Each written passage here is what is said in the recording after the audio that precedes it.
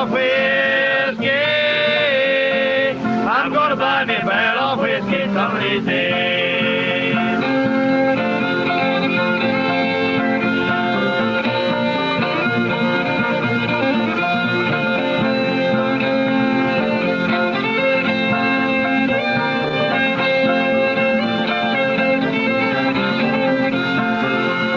I can make bail if the officers catch me.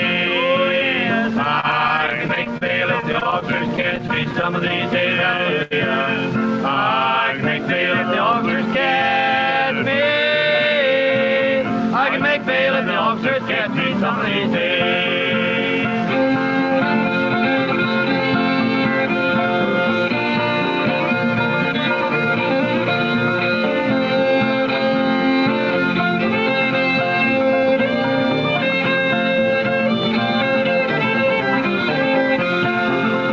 You make time in old Atlanta.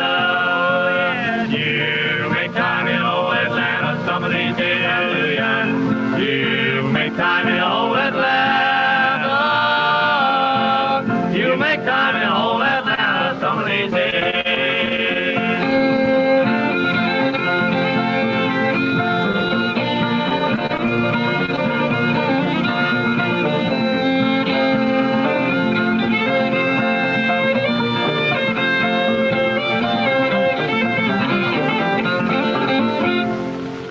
Okay, I'm gonna zoom us back. Oh, there we go. And welcome. Hi, everybody. I hope you're having a lovely evening tonight. My name is Callie McCune. I'm the Public Programs Manager at the Indiana Historical Society, and it's my pleasure to welcome you to History Happy Hour on the record with Star Jeanette Studios. Sorry.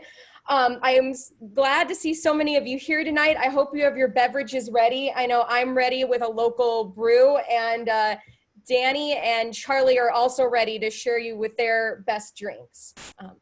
Tonight's event is brought to you with support from One America Financial Partners, a national provider in the insurance and financial services marketplace, and the Indianapolis Jazz Foundation. And you can find out more about how the Jazz Foundation preserves Indianapolis's rich jazz legacy at indyjazzfoundation.com.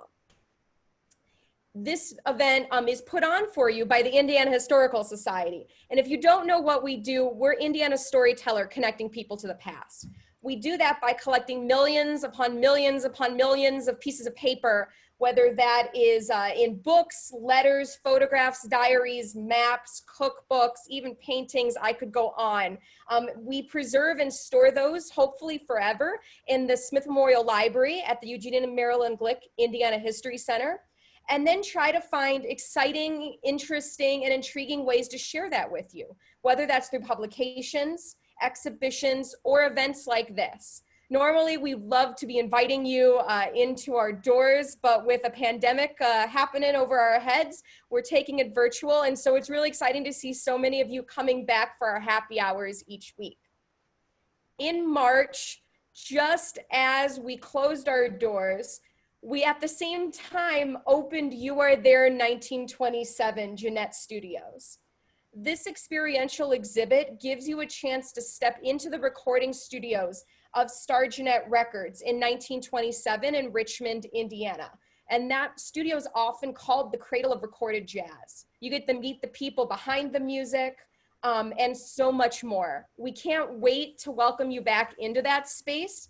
But in the meantime, before we can get back in there, we're gonna give you a sneak preview of everything you can find out about at that exhibit with some of the fascinating stories and fantastic music behind the recording studio. Before I hand it off to Danny, our Director of Museum Research, who will be moderating our conversation tonight, I want to do a couple of pieces of Zoom logistics. That way, everybody knows what's going on. You're all muted right now. You'll know that because there's a little red microphone in the bottom corner of your screen that's X'd out. We're going to keep you muted through most of the event, but if you do need to unmute yourself, you can do that with the toolbar that is either at the bottom of your screen if you're on a computer or up at the top if you're on an iPad. You can toggle between how you see us. We'll be sharing our screen for a lot of this so we can show you some really awesome pictures. But you can use the bar up at the top to bring up pictures and scroll through everyone that's joining us tonight. There's also a bar at the top that you can move around so you can see the people and your screen. Make sure to keep an eye on the chat. We'll be putting in fun tidbits and links as we go tonight, and that's your space to ask questions. Charlie and Danny will talk for about 30 minutes, and then we'll open up for questions. So if you have questions at any point over the whole conversation, feel free to drop them in there. I'll be keeping an eye on them. I'll be sending them to Danny, and then Danny will get to asking as many as we can once we get to the back half of the program. If you enjoy this event and you want to come back for more, we're doing happy hours through June and July of this year, and then probably continuing them on through the rest of the year, maybe not every week. We'll see. Come back next week. We're going to have a fascinating conversation on June 4th with Dr. James H. Madison, one of my favorite Indiana historians, if I'm allowed to have one. He's going to be talking about Indiana's World War II home front.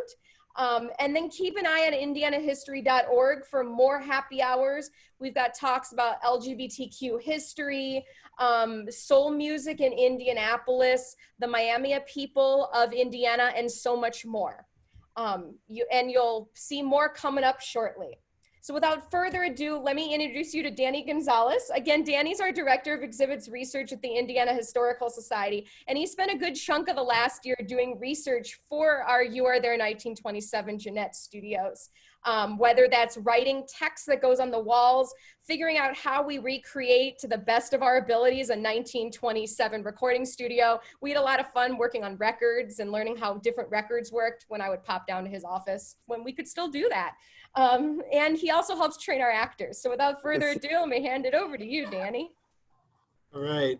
Thanks so much, Callie, and thanks everybody for being here. Yeah, I'll second Callie in saying that it was a little disappointing to open our brand new You Are There exhibition, and then unfortunately not be able to have people enjoy it. But this is a great way of still continuing the conversation about Jeannette and what an incredible story this is. And I'm so thankful having Charlie Dahan here to talk to us a little bit about story. I'm going to tell you a little bit about Charlie, and then we'll get started with some questions for him. He has owned a record label.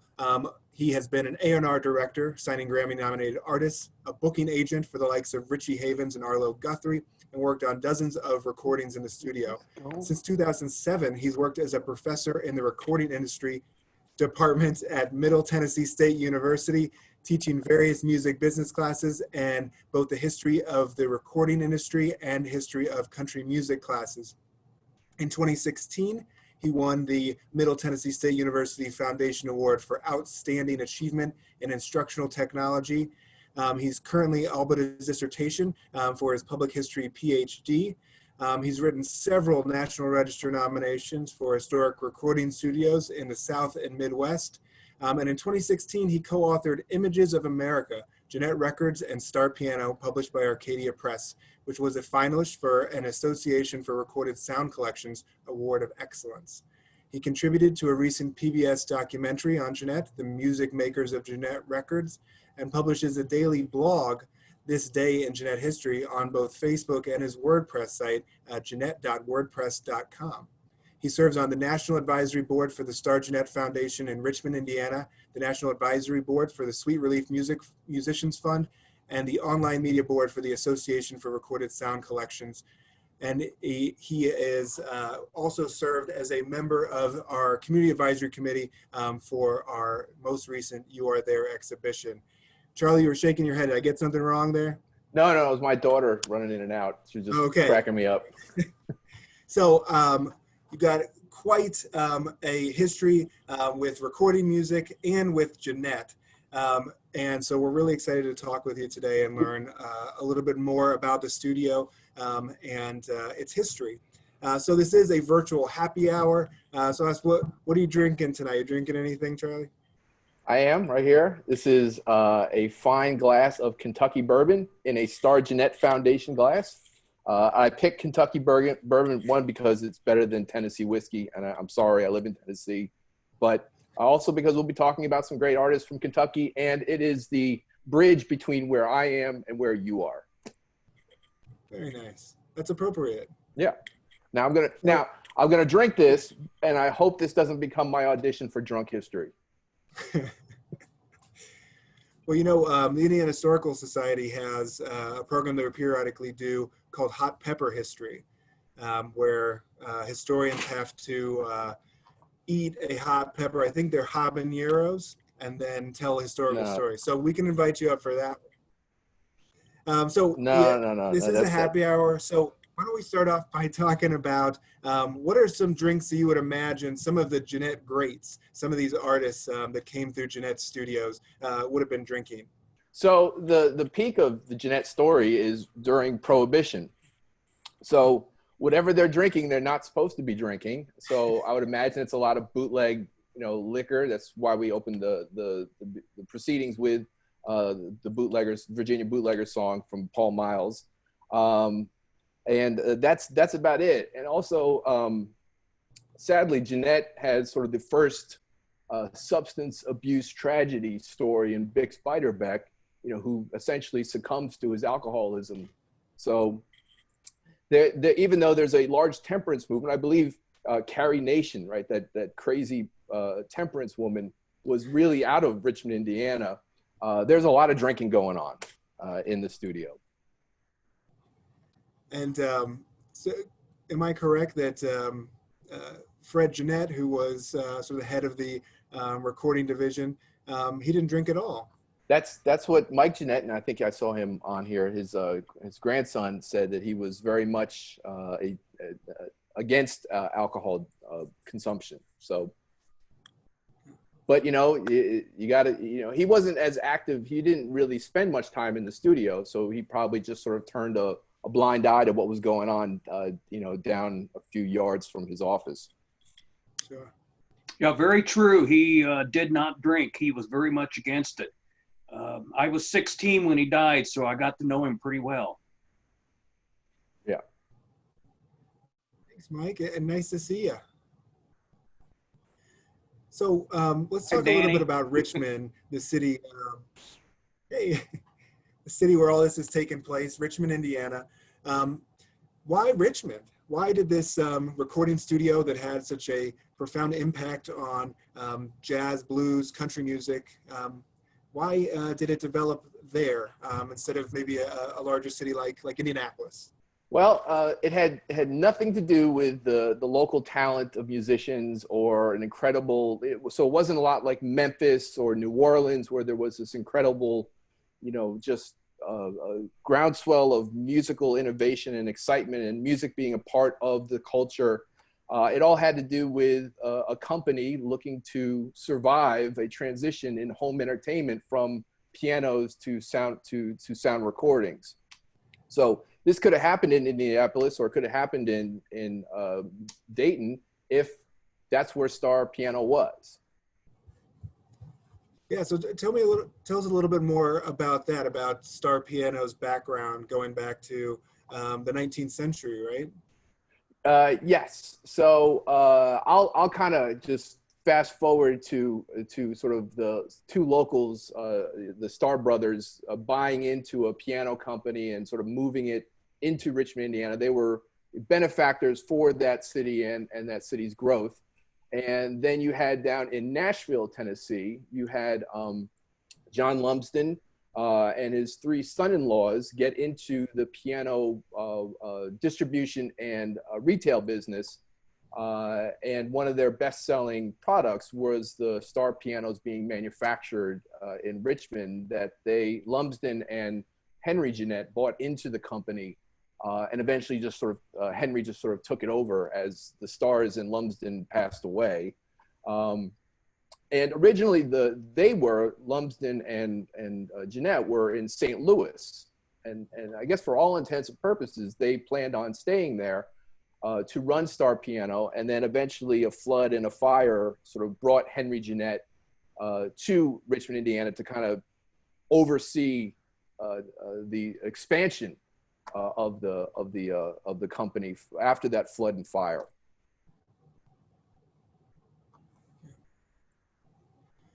So with the development of Jeanette, it seems like, you know, economics is at the core of how they're getting into this business. They're looking at the piano industry and the advent of recorded music and seeing how they can take advantage of that. How did the, you know, economic part of this story, how did that impact the kinds of music that got recorded at Jeanette? Or did it influence?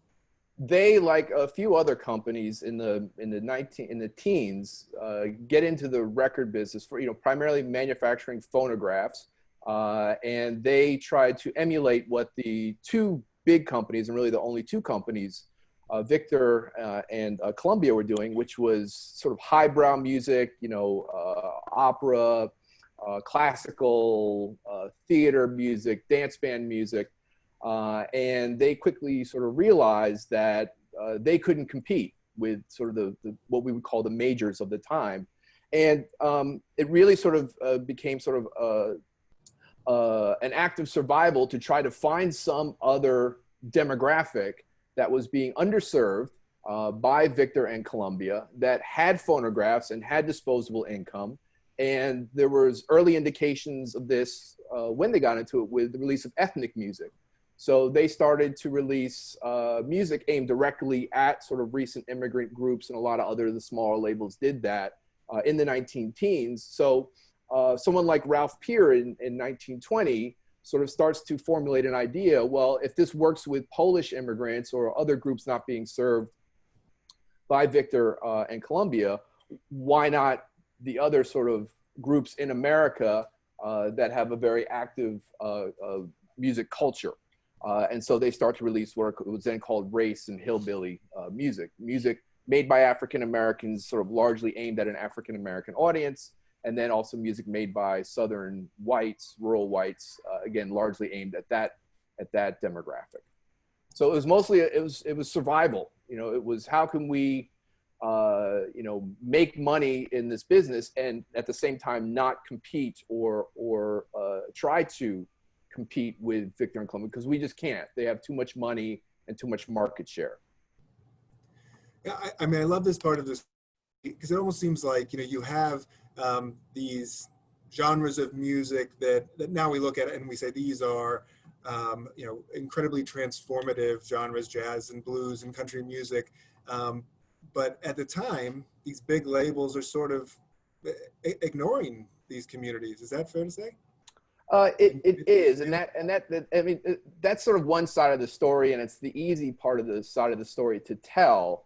You have to remember that Victor and Columbia are essentially trying to establish an industry when they get into it, and also they don't have the infrastructure to do the kind of scouting necessary to identify anything really happening outside of New York City, or what would, you know, that's kind of where they are. They're in New York City, and they're very familiar with what's popular in that city, and they have this sort of misguided belief that what's here should be of interest to everyone, right?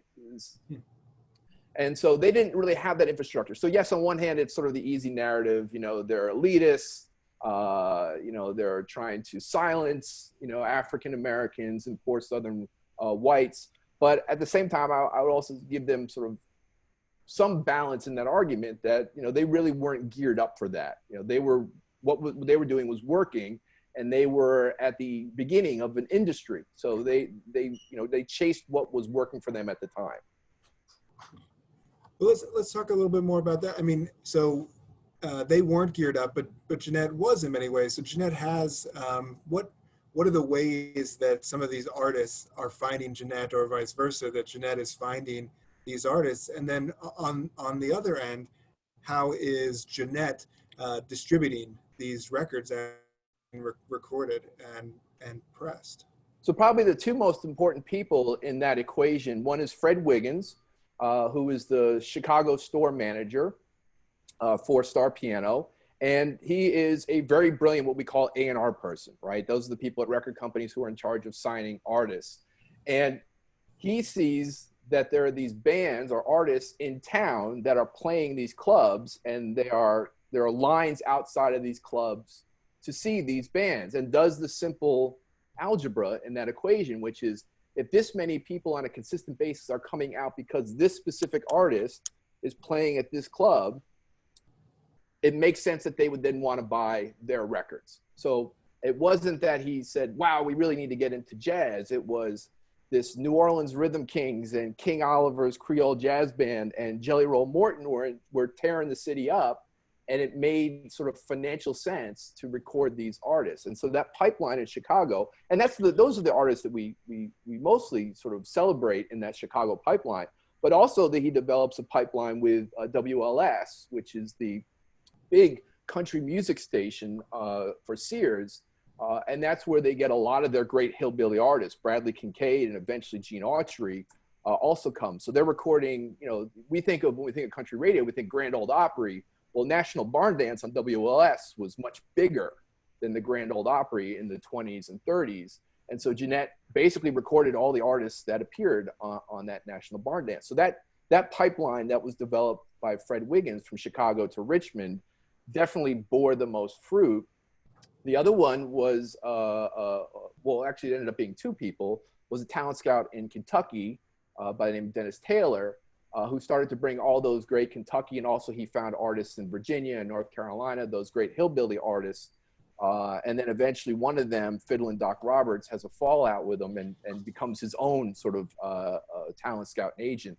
And that's where you get this the great breadth of these recording artists that we still sort of celebrate today, who really influenced the next generation of musicians.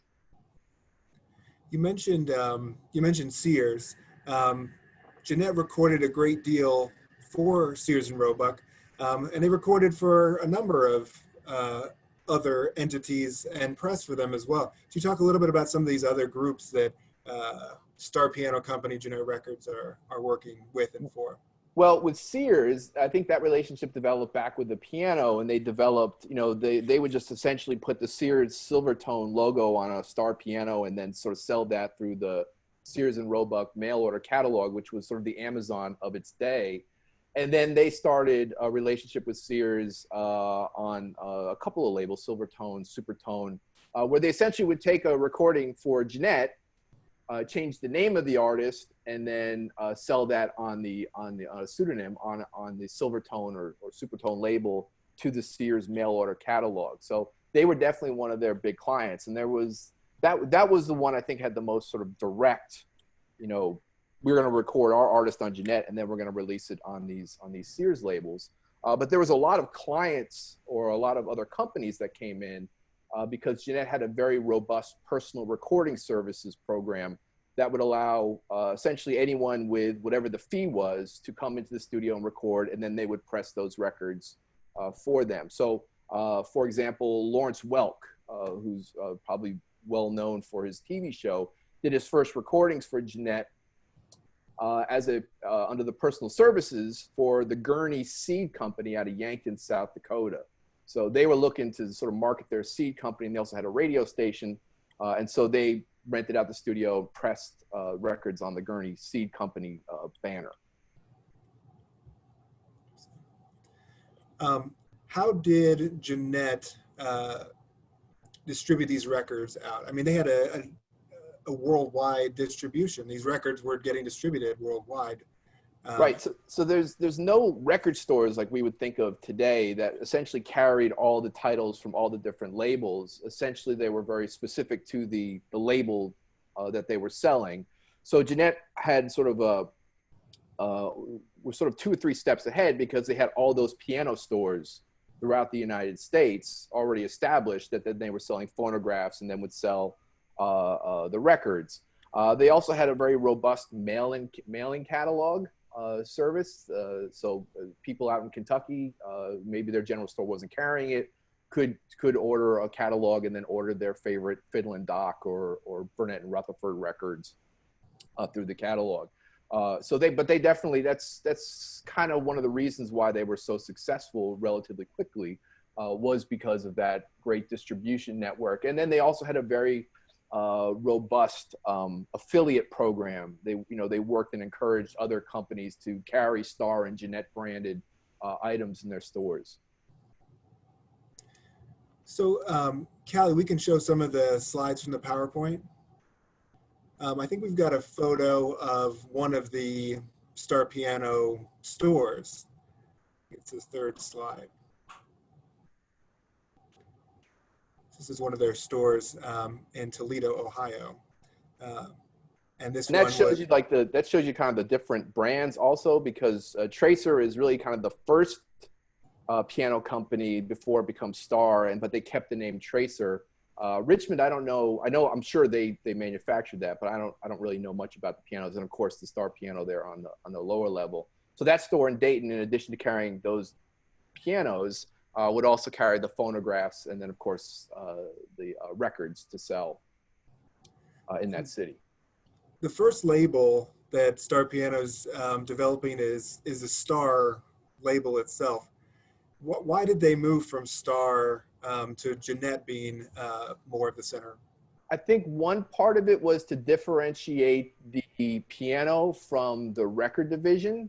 I think another part of it had to do kind of with the hubris of the owners, wanting their name on the record as opposed to their predecessor Star on, so we want our name on this essentially.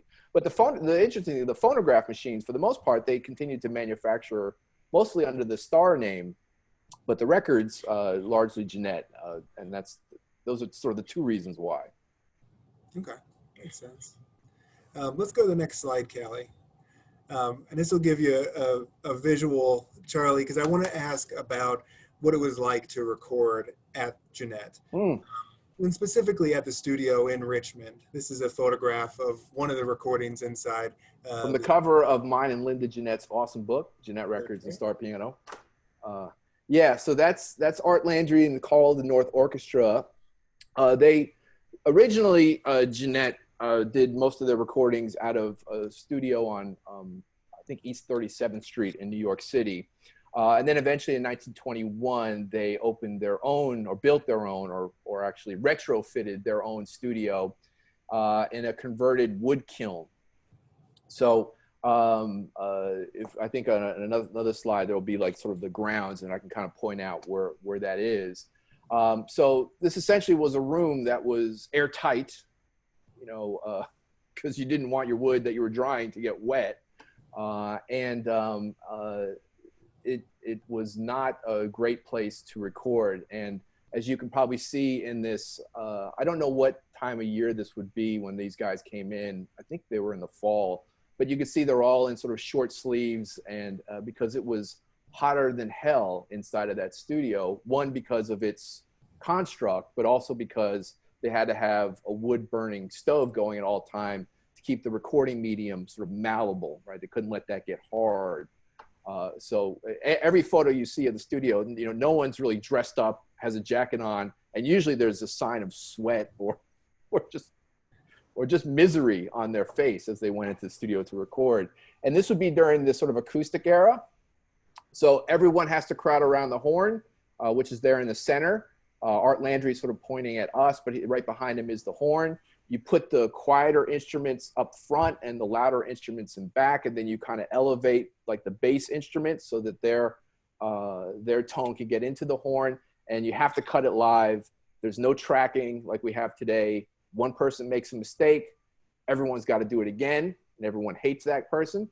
Also you have a very limited time, somewhere between 3 to 3.5 minutes to get this recording done. So a jazz band like this, which maybe in a live setting would have done a piece that's 5 minutes long, has to sort of cut it down to fit the record. Yeah, there's some great photos of the studio, and the images of these people's faces. You can just see the misery on their faces in some cases. It must have been excruciatingly hot. Yeah, actually, when I think about it, there's a great picture, and maybe everyone can go out on the internet and look at it. It's one of Hoagy Carmichael's pictures with Hitch's Happy Harmonious. Yeah. And you can see Curtis Hitch.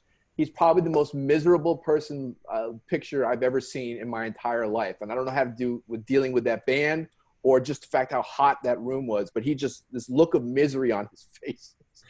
It's just you feel so bad for that guy in that picture. Yeah, he's got a tie pulled to the side. It looks awful. Right. So, I think this whole idea of how music was recorded this time and how different it was then versus now is really fascinating. One of the stories that I heard, and maybe you can substantiate this or give some more information, was they're positioning these artists within the space depending on how loud that instrument is or how loud that particular musician is. And the story I heard was that Louis Armstrong, who had his first recordings at Jeanette, that they placed him super far back away from that recording horn. Right. In Todd Gould's great documentary, I think Gary Giddens said this is the great origin story of all ever told, that Louis Armstrong was so different or so powerful or so, I think he said, alien from everyone else, that he had to be set apart from the band. I mean, for the most part, what you're seeing here is the general construct that you would have around the horn, but Louis Armstrong was considerably louder, considerably clearer than the other musicians. And also remember, he's younger compared to King Oliver, who's considerably older, so he sort of has the lungs to do that he has to be set back in the studio. And I've heard the stories that he's like in another room, but there wasn't another room. If he was in another room, he'd be outside, which I think would even be a better part of the story. But we love our myths, we love our legends. So I'm all for it. I'm all for it. Yeah, absolutely. But one thing I did want to sort of point out about these records as a whole, and why I think Jeanette, especially, these records are so precious, is because the sort of indifference, I guess, that the Jeanettes had towards them, and I don't mean that sort of in a callous way, but essentially the musicians went in and recorded, and sort of they were in charge, right? They were the producers, and what you're hearing is sort of an unedited version of what those artists sounded like. So this is an actual sort of window into that time, because you have other A&R people like John Hammond, who really does a lot of heavy-handed moves with his bands, moving musicians in and out, picking repertoire. Not to say that there's not some level of that going on, but what you're hearing as a whole in sort of the discography of Jeanette is sort of a live, accurate window into what these artists sound like in that time. It's a Jeanette recording, sort of an unfiltered view of these artists. Exactly. A great window into the past. So, one of the aspects of the story, and one that I think you can't escape in Indiana in the 1920s, is the question of race and how it comes into this story. Jeanette is invested in recording some of the groundbreaking African-American artists, giving them a platform. But on the other hand, they're also recording for the Ku Klux Klan. You talk a little bit about that relationship, and that's part of the story. Right. So there's it's called the second wave of the Klan in the 1920s. And the great state of Indiana essentially accounted for, I think, 20 to 25% of the Klan rolls nationwide. So you think Mississippi, Alabama, Georgia, Tennessee, but the largest sort of explosion of Klan activity is happening in Indiana. I think the statistic is something like 25 or 30% of all sort of white Protestant males in Indiana were a member of the Ku Klux Klan. Now, I don't want to understate this. The Klan in Indiana is considerably different than the Klan, I guess, in the South. Not that there's not racial violence and sort of white supremacy going on, but the main targets of the Indiana Klan, and this is important when I juxtaposition it into the Jeanette story. The main targets have to do with it's anti-immigrant, it's anti-Catholic, it's anti-Semitic. It is the question is, what does it take to be a 100% American? So you have to be Protestant, and also it was in favor of the Prohibition. So you add all those sort of things up, and that's sort of the Klan in Indiana. I think statistic was something like 40% of the Kiwanis Club in Richmond was Klan members. 30% of the doctors in Richmond were Klan members.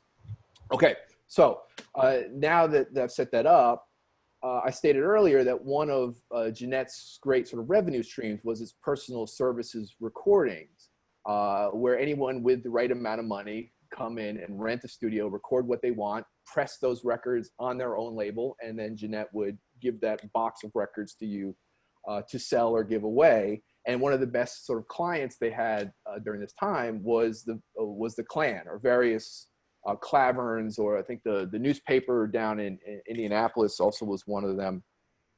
And so they recorded, they leased out the studio and the pressing plants to the Klan.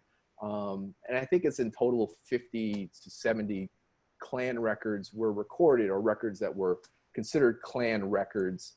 But they didn't appear on a Jeanette label. They weren't in a Jeanette catalog. They were custom pressed on KKK or 100% American records. Now, why I wanted to sort of set up what the Klan was in Indiana is to point out not only how sort of people point out, Jeanette was the most democratic of all record companies, and I like to say they're the most capitalistic of all record companies. The largest portion of their workforce are German immigrants. That's the craftsmen who build the pianos and the phonographs. The Jeanette family are Italian immigrants, Catholic, or most of them are Catholic, and so to them it was just about, all right, we don't fit into their idea of what it means to be a 100% American, but they're paying cash, and so we will let them in, just no different than the Gurney Seed Company bringing Lawrence Welk in, or West Bird Seed Company coming in with Lorraine Yvonne. So that's it in a nutshell. I guess as a Jeanette historian, I just always kind of the 15,000 records, this takes up so much oxygen. I understand why, but at the same time, it's, it wasn't on Jeanette. I guess that's the point. They were a cash in the barrel head client. And by the way, those records are awful. They're actually some of the worst records I've ever heard or had to hear. And you can just tell that, one of the records is called Daddy Swiped the Last Clean Sheet and Up and Joined the Klan. It's horrible, horrible music. So by horrible people. Yeah, I can second. Very bad music on multiple levels. Pretty bad. The other thing I wanted to ask you about was the Black Patty label, which was definitely involved the Jeanette family and Jeanette Records. Talk a little bit about that story. Yeah, so that label was kind of a marketing idea in a large part. Again, sort of the way race music was marketed. When we say race music, we're talking blues or jazz made by African Americans, marketed largely to an African American audience. An idea for a Black-owned record company. So the Jeanettes were kind of behind that, but that was more of sort of a business thing. They kind of double dipped in that relationship with J. Mayo Williams, who started the company up in Chicago. They charged him $40 to record those artists, either in their New York or their Chicago studio. And then a lot of times those records also appeared on a Jeanette label.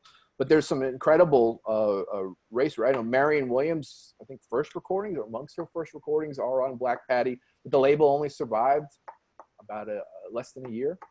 And even though it was black-owned label, it did put out Vernon Dalhart records, which I don't get. I guess everyone had to put out a Vernon Dalhart record back in the 20s. So why not Black Patty? They're super collectible now.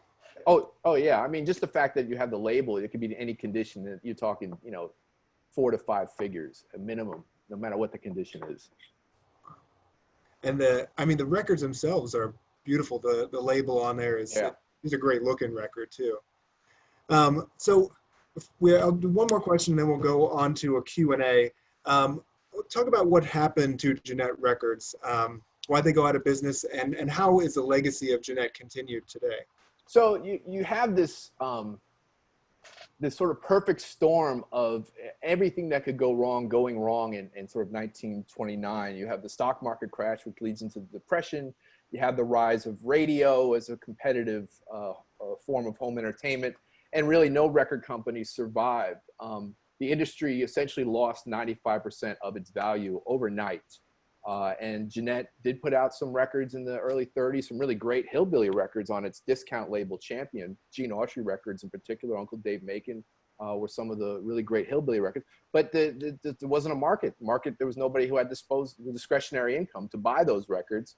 And eventually they folded up in 34, 35.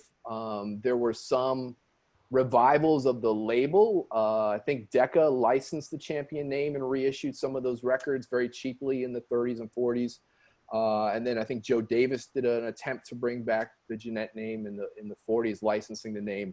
And then, of course, the great mystery is now who owns Jeanette, who owns those copyrights and whatever. But for the most part, the Depression killed the company, like it did almost every other record company in the 1930s.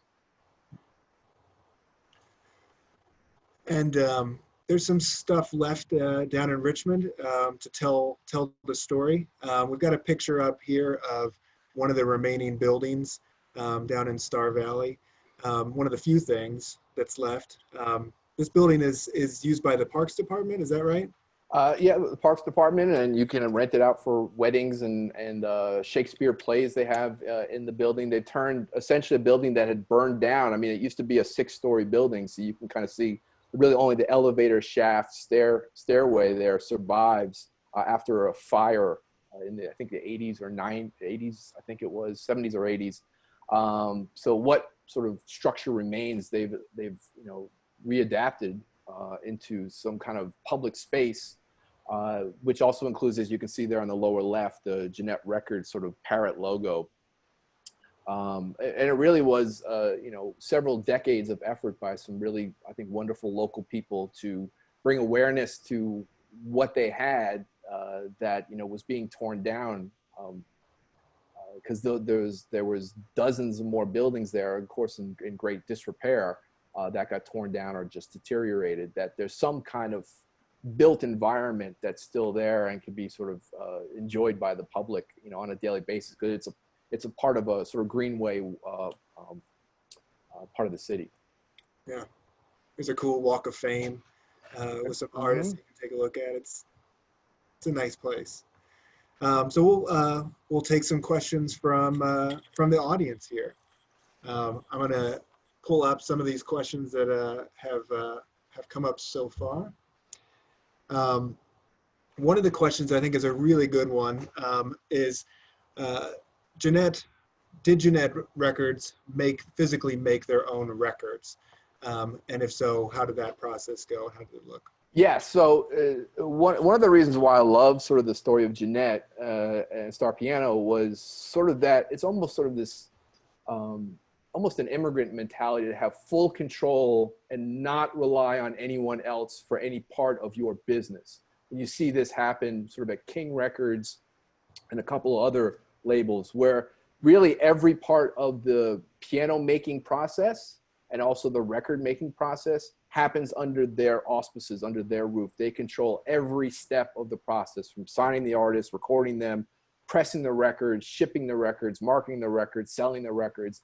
They did not want anyone else they did not want to rely on anyone else for their destiny. So yes, they pressed records. And as like I said before, they also had a custom pressing business where, again, and this is why we have a lot of, for local historians, well, we have a lot of sort of audio recordings of local citizens of Richmond in the 1920s, because they would go down and record, the piano, mother's piano song or whatever, because they had the $15 or so to make the record. We're getting some questions that are wanting to hear more about some of your favorite recordings at Jeanette, and maybe some that are unusual, maybe the most unusual or interesting recordings that you've heard from Jeanette. Okay, the one that drives me crazy is this, I mentioned her, Lorraine Yvonne, I think Yvonne record. She was a 13-year-old fiddler or violin player, and she supposedly performed with a singing canary, Norman Proval singing canary. And it was marketed as this young lady playing with this singing canary. And they actually had set up demonstrations where she would go out and there would be this canary in a cage that would sing along with her violin parts. But when you listen to the record, you know it's just some guy whistling. So that one's one of my favorites, just because I just love the sort of deceptive marketing that they had in that one. As far as like my favorite records, I really love a lot of the hillbilly stuff. I absolutely love Fiddlin' Doc Roberts. Nothing can ever go wrong with him. You played one of my favorites in the intro, Virginia Bootleggers by Paul Miles. And again, you know, listen, anything by King Oliver, everything in there was pure genius that occurred, revolutionary music that even under today's lens is still just brilliant music. Boy, it's really hard to pick a favorite. There's a lot of them. I mean, you can't go wrong. It's almost like even the weirdest records, like those physical culture records where this guy is yelling at you to do push-ups and sit-ups. That's also another one of my favorite records that they have. So they did a laughing record also, which is two people laughing at a guy messing up on the fiddle. So there's definitely some weird stuff in there. They would try anything. That was the point. That was the great thing. It didn't matter whether it was ridiculous or genius. It was just, let's record it, we'll put it out, because we have full economic control over the process, right? We don't have to print up 1,000 78s. We can print up 100 and see what happens. And if it doesn't work, then that's it. Mm-hmm. Yeah, we've got a copy of that laughing record that folks can listen to if they come to the exhibit. Yeah. If and when we open. Yeah. So like I tell my students, I play them the OK laughing record. Yeah. Stoner humor has been around for a long time, because that's really the only thing that explains why those two people are laughing so just ridiculously for 3.5 minutes. Yeah, hysterically, and that it sold. Yes. And you're talking about the guy sort of whistling to sound like the canary. It made me think of, and we've got a question about Jeanette's distribution of sound effects, recording and distribution of sound effects. Talk a little bit about that part of the story. That's what survives past the sort of label's collapse in the 1930s. Harry Sr., so the son of Harry Jeanette, who was the head of the piano division, grandson of Henry Jeanette, goes out and does all these great sound effects records, largely for synchronous playing with movies and radio shows. But also he does a lot of, I don't think he gets enough credit for this, but a lot of sort of natural sounds. So you can hear these sort of bird calls and animal calls. And there is a record, I like to sort of rib his daughter Linda about, a cat record where it's him pretending to be a cat. So that's maybe the one lie in the sound effects records. But they've been used in commercials. There's a lot of commercials that had those. I think they had the sort of kookaburra bird sound that you hear in all the jungle movies. That was one of his recordings. So yeah, and it survived, I think, until he passed away in the 1950s. And it's actually being used right now in a podcast called The Last Archive. And again, if you come into the exhibit, you can test yourselves to try and guess what some of these sound effects are. It's incredibly difficult in some cases. They're really sort of a fun part of the story. One of our folks is asking about the Victor lawsuit. This story of sort of the technology behind the recording. Can you talk a little bit about that? You've come to the right guy. Okay, so you have two patents that are granted by the United States Patent Office in the late 1800s. One is to Joseph Jones, and one is to Eldridge Johnson. And Joseph Jones sells his patent to Columbia, and Eldridge Johnson, of course, starts the Victor Talking Machine Company. And essentially, the patent is doing says the same exact thing, that the needle in a flat disc travels in a lateral fashion, in a sort of back and forth, which is, if you have a record player today, needles all travel in a back and forth pattern. And the the public domain way was vertical, which is up and down.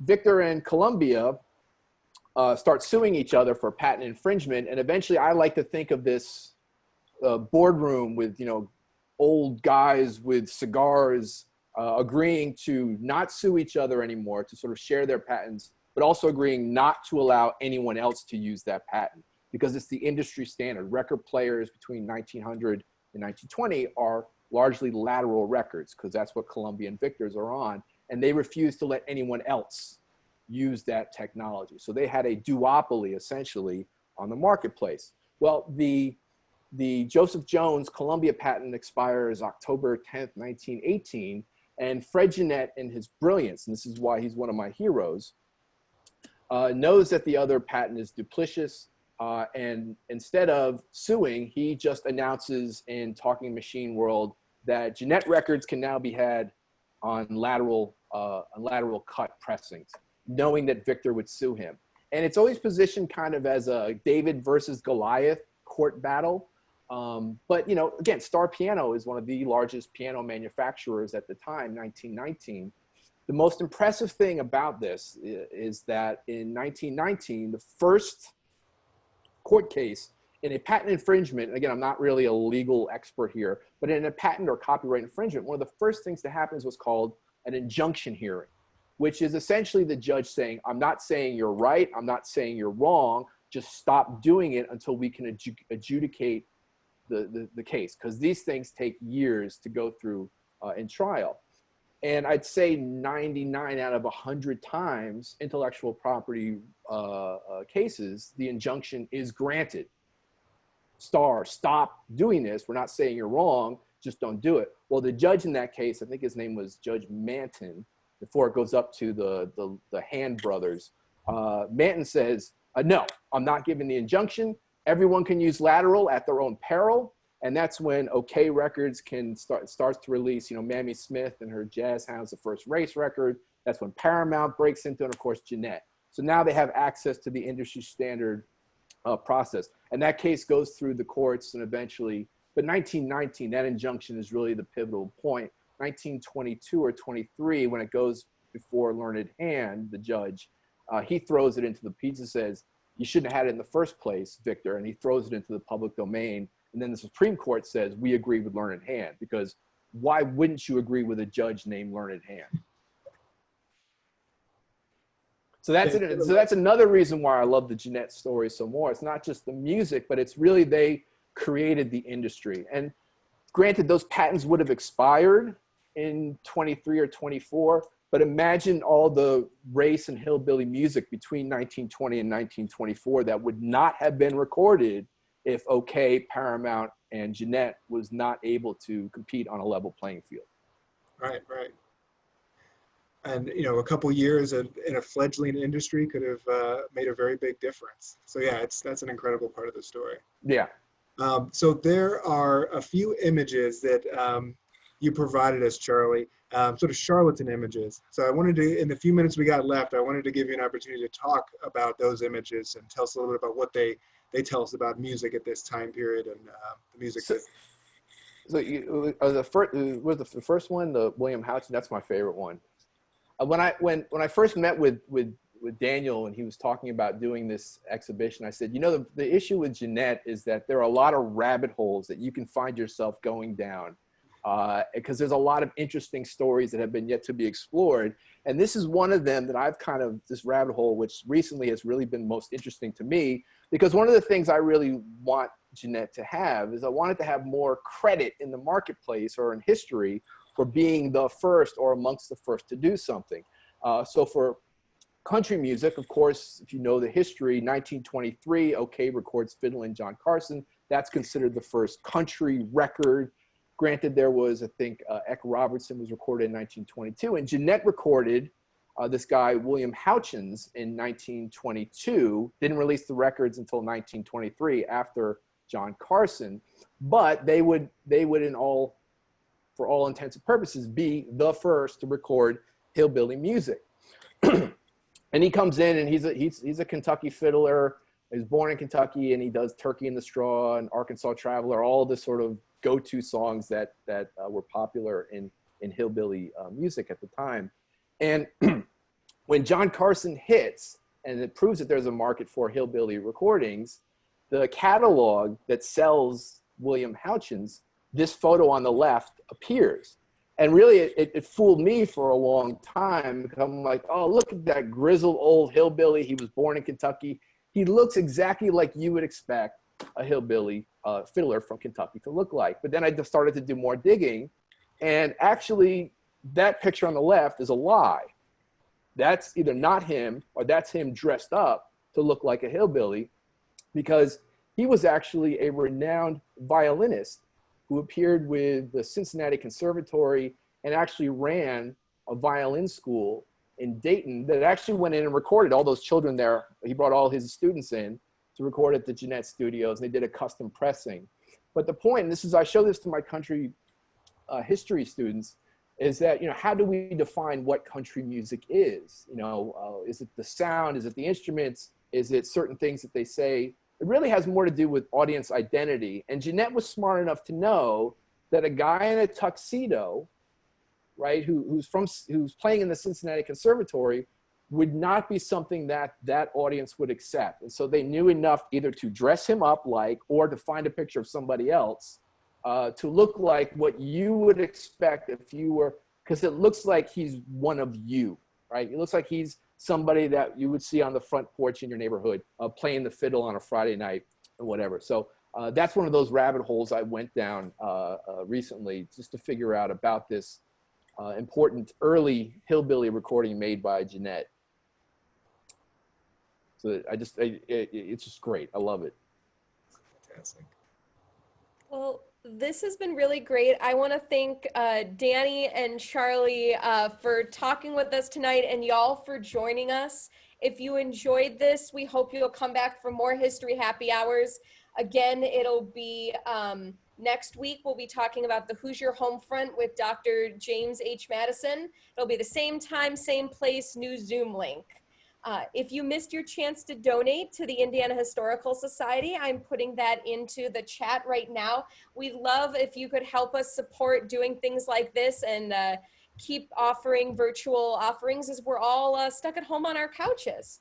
You'll get an email from me tomorrow, or from reservations@indianahistory.org tomorrow, with a bunch of links, including a playlist so you can listen to some more Jeanette recordings, and a survey. It'll take you 1 minute, I promise. We'd love to know what you thought and how we can make things like this better in the future, and what topics you want to hear more about in the future. This conversation will be posted to YouTube in the next week or two, so keep an eye out for that if you want to revisit. And again, thank you all for coming. We really hope you stay safe and healthy. And we're going to go out with one of my favorite recordings of all the things that Charlie sent me. And this is King Oliver's Creole Jazz Band. It's a fascinating history the longer you dig into King Oliver. So we're going to go out on that for tonight. Thank you. Thank you.